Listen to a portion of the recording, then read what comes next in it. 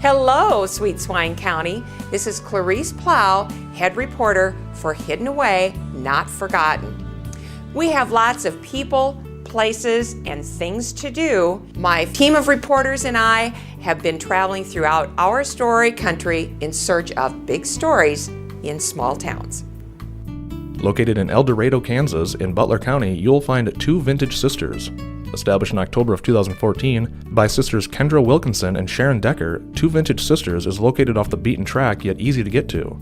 The business got its start in their father's former print shop. Before it was a print shop, it was a 3-car garage for a nearby house and stored hay and dynamite. In early 1951, the dynamite exploded. The hay caught fire, and since you cannot put water on dynamite, the building was allowed to burn down. In 1952, our father, grandfather, and uncles built a cinder block building that housed his printing equipment, Kendra recalled. In June 1958, a tornado ripped through El Dorado. One of the casualties of the tornado was the print shop, but by the fall of 1958, they were able to rebuild. We really are sisters, and we really are vintage, Sharon shared. Kendra, the older vintage sister, retired after 36 years of teaching accounting and computers and 6 years as the school district's director of public relations. I, the younger vintage sister, retired after 39 years as a school nurse. After we both retired, our children took us up on our threat to open a shop.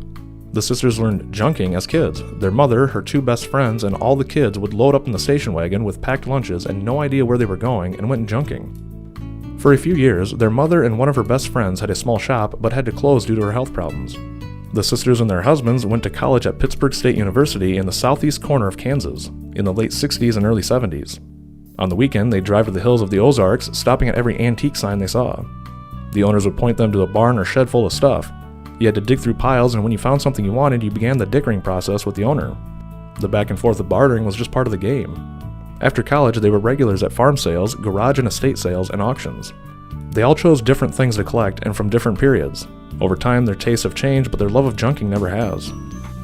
The sisters live across the street from each other in houses built by their great-grandfather in 1916. The building that housed their grandfather's prescription file manufacturing plant is now the oldest Vintage Sisters' son's office for his construction business. The former paint shop for the prescription files is the youngest Vintage Sisters' husband's workshop. Today, Two Vintage Sisters specializes in antiques, retro, collectibles, and junk. Their mother was a junker and decided that spelling junk with Q-U-E added a bit of class to the merchandise.